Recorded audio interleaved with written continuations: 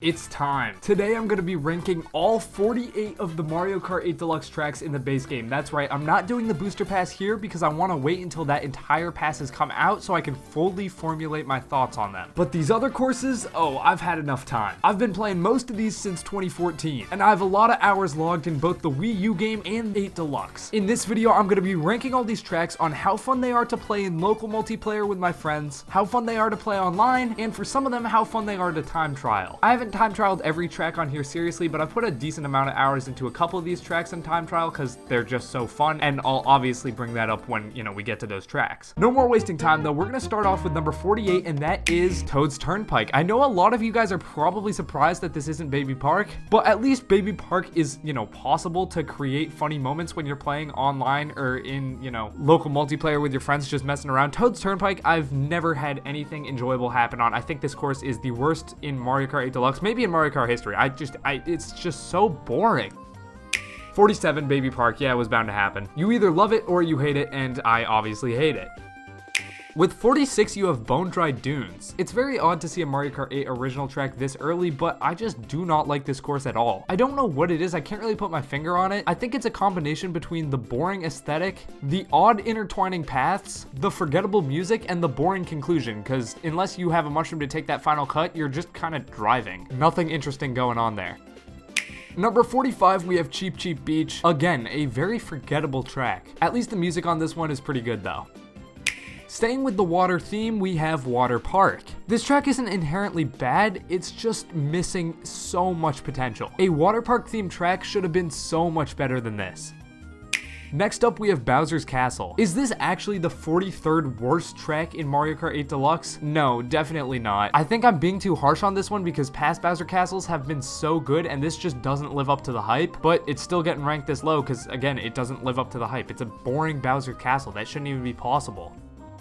Next up, we have Sherbet Land. I'm sorry, just running through every time I've played this course in my head, I'm trying to think of anything super crazy that's happened. Even that glider cut at the end doesn't give you enough speed to seriously make a last second comeback, so it's just not that fun.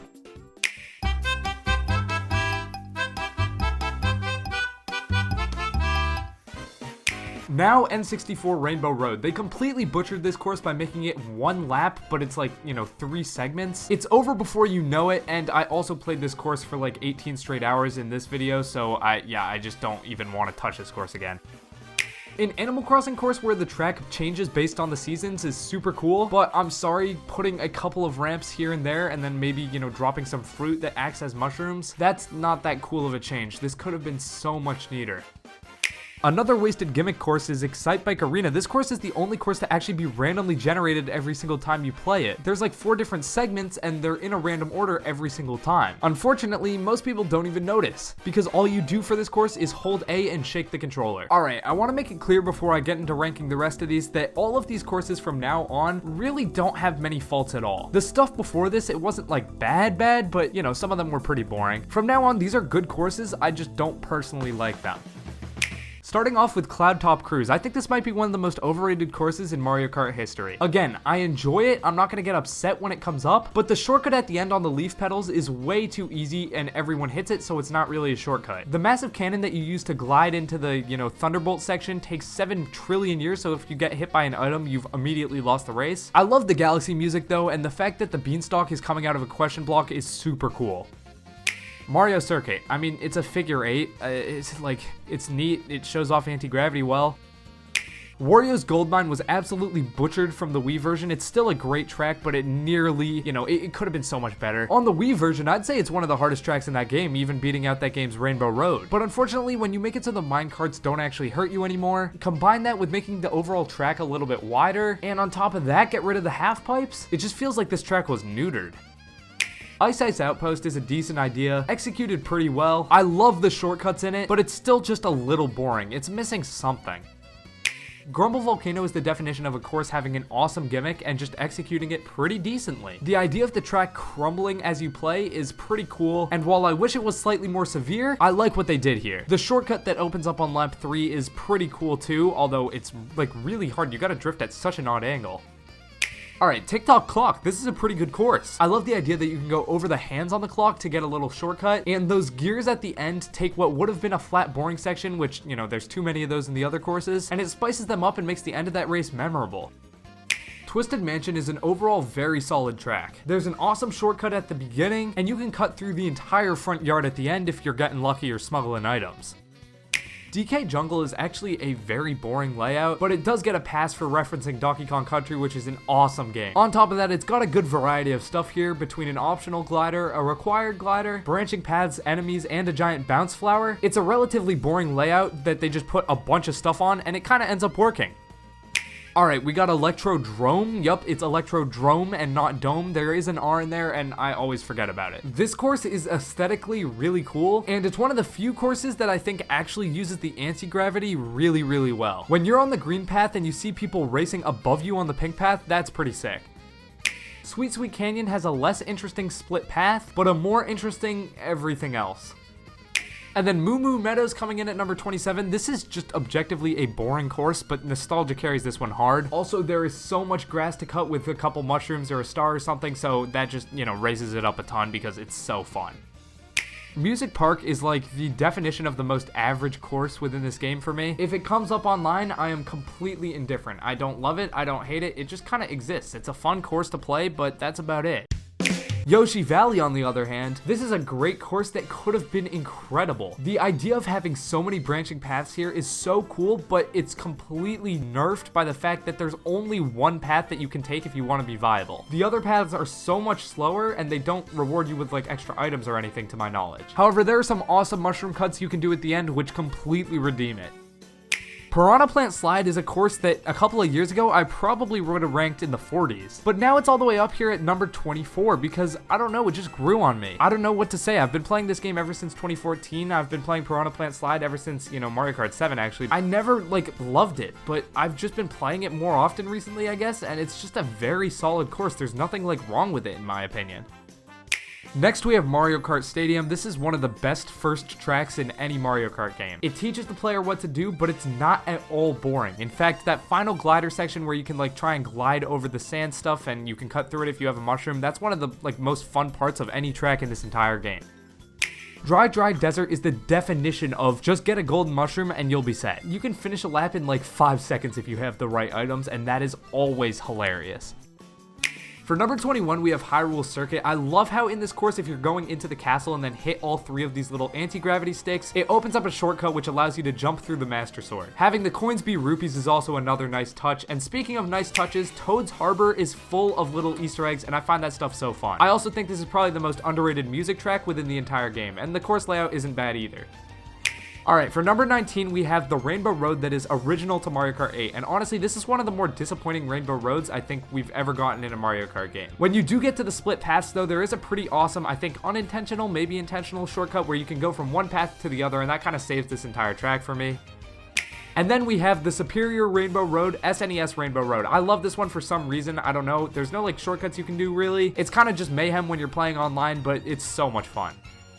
I know a bunch of people will probably think Dolphin Shoals is a bit too low, but honestly, the course layout isn't that good, and the music is really good, but it can't save a relatively boring course layout. The shortcut at the end is nice though if you have a mushroom, and jumping on the eel is always pretty fun. Also, nothing beats when you emerge from the water on that final lap.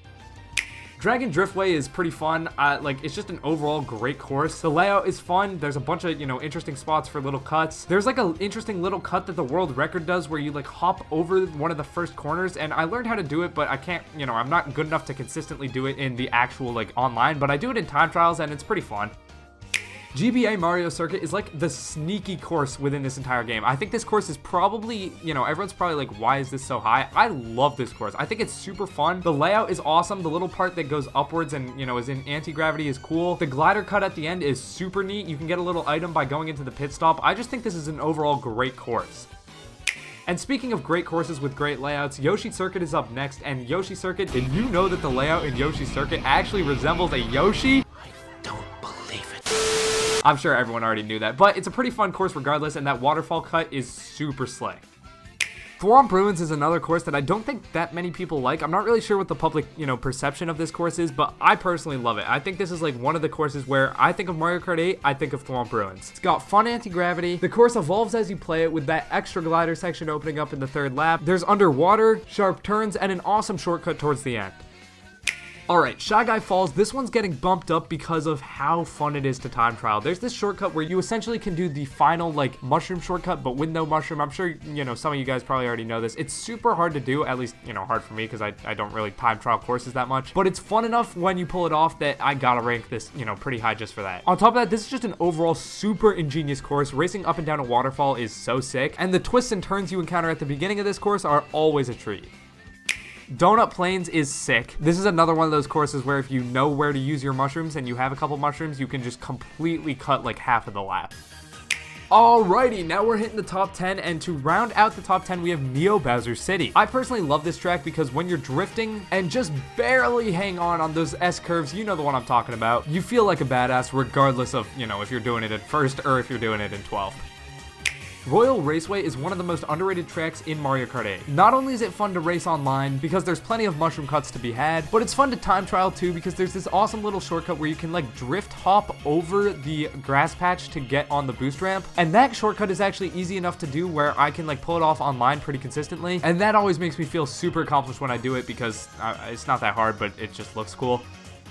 Sunshine Airport is probably the definitive track from the base game. It's not the best in my opinion, but when people think of Mario Kart 8, a lot of them think of Sunshine Airport. Super Bell Subway is a course I don't necessarily know why I love so much. Of course, it's got the Super Bell, which is from Super Mario 3D World, so, there's probably some inherent bias there by me. But, the layout's not necessarily awesome. I don't really like the fact that there are trains that come and concuss you. Sure, there's a mushroom shortcut by the end, but, I don't know. Theoretically, I don't think this should be as high on the list as it is, but I just have so much fun every time I race this course.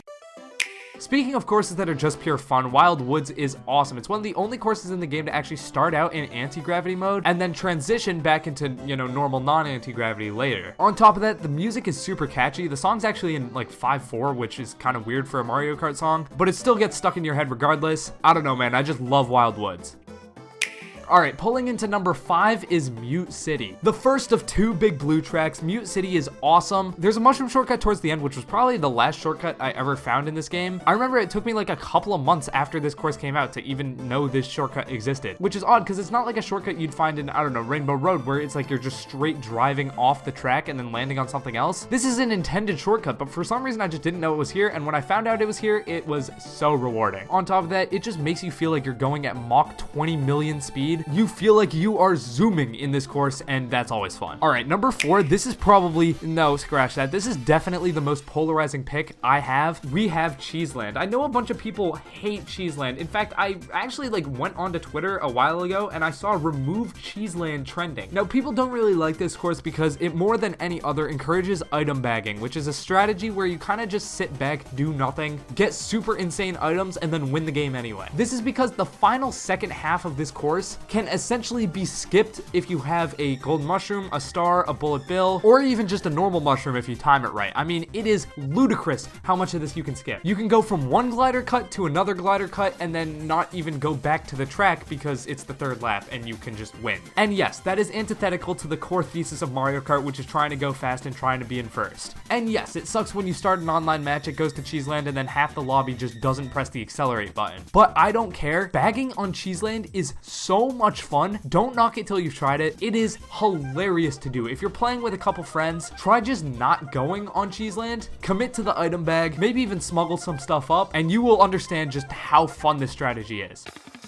Alright, number 3, we got Ribbon Road. Ribbon Road is the most fun course to time trial, hands down. My friends and I actually got within 5 or 6 seconds of the world record, which isn't insane, but it's pretty decent for us on 150cc. The final 2 shortcuts on the blue anti-gravity section are so satisfying. The mushroom cut at the end is awesome. This feels more like Rainbow Road than the Rainbow Roads in this game. It's the most underrated track by far. Alright, the final 2, I'm sure you all know what they are. Number 2 is Mount Wario. I'm sure a lot of you guys have this at number 1, and that's completely fine, but Mount Wario to me is the second best track in this game, solely because there's not that many cool shortcuts in this track. The shortcut lap 1 where you take the corner super tight and actually jump it is mad fun, and everyone knows about the glider cut in lap 2, but compared to the cuts on the number 1 track on this list, they're just not as fun in my opinion.